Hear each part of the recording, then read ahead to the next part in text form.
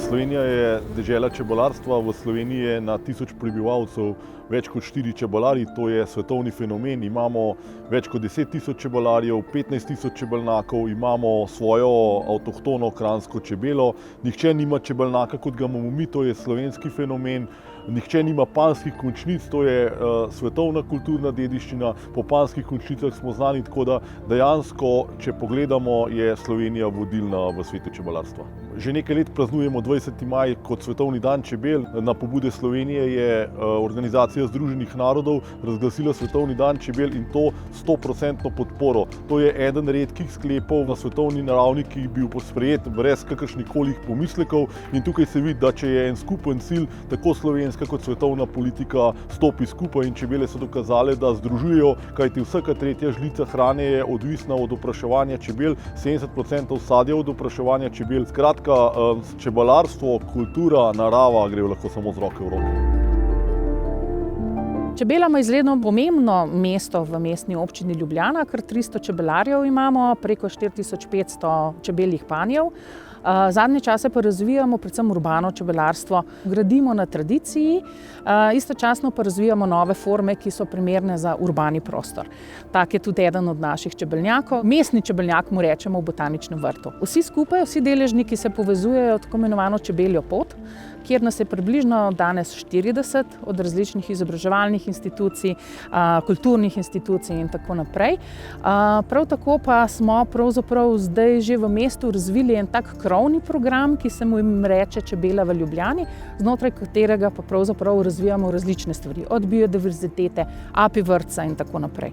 Pa želimo v okviru Evropske prestolnice kulture 2025, predvsem s programom Čebela 2025, dejansko oblikovati en center, v katerem bi prihajalo pa do nekih povezovanj, tako med okoljem, kulturo, pomočjo čebele, ki bi predstavljala most med ohranjanjem biodiverzitete in razvojem samooskrbe v mestni občini Ljubljana. Ta njihova organiziranost je tako fantastična in ravno ta solidarnost, povezovanje, pomoč, medsebojni sinergijski učinki, to je tisto, kar želimo skozi ta center kulture bivanja razvijati in vsekakor nekako po tem projektu, kot je Evropska prestolnica kulture, pravzaprav imeti nekaj, kar ostane in kar vzgaja nove generacije.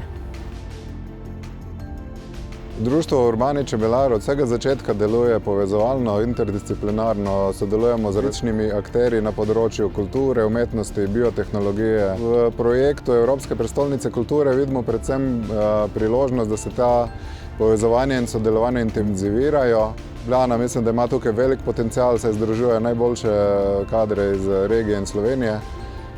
In verjamem, da bo to en uspešen projekt, ki bo prinesel dodano vrednost v obstoječi prostor in nadgradil že obstoječa sodelovanja. Čist konkretno ima Društvo Urbani čebelar tukaj načrt, da povabimo k sodelovanju mlade likovne umetnike, ki bodo nam pomagali okrasiti oziroma ilustrirati te panje, ki so postavljeni na javnih ali pa poljavnih površinah kot neka forma viva to v prostoru, ki bi bila, da se pravi, neka oblika žive, dinamične galerije, ki bi bila dostopna potem tudi trajno meščanom. Hiša Kranjske čebele je projekt, ki zajema celostno prenovo stare šole in pa celotnega starega mestnega jedra Višnje Gore.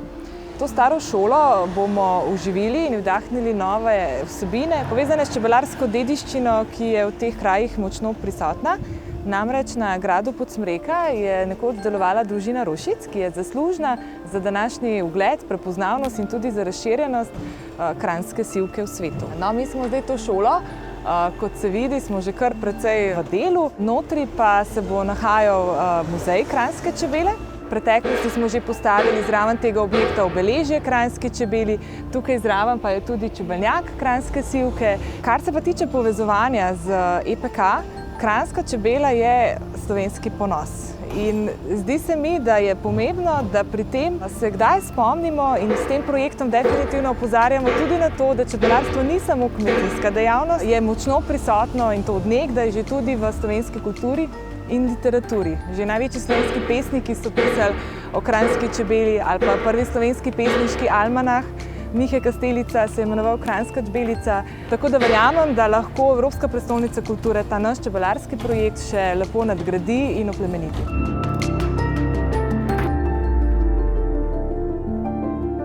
Tematika, s katero se vsi poistovetijo, so čebele in čebelarjenje. Tako smo se odločili, da v bistvu les, invazivne rastline, veliki pa jesen, uporabimo, da zgradimo dom za čebele. V bistvu, da naredimo panje iz tega lesa, torej iz rastline, ki ogroža biodiverziteto, smo se odločili, da podpremo nek element, ki so čebele, ki pa pripomore k večji raznovrstnosti, k biodiverziteti nekega ekosistema.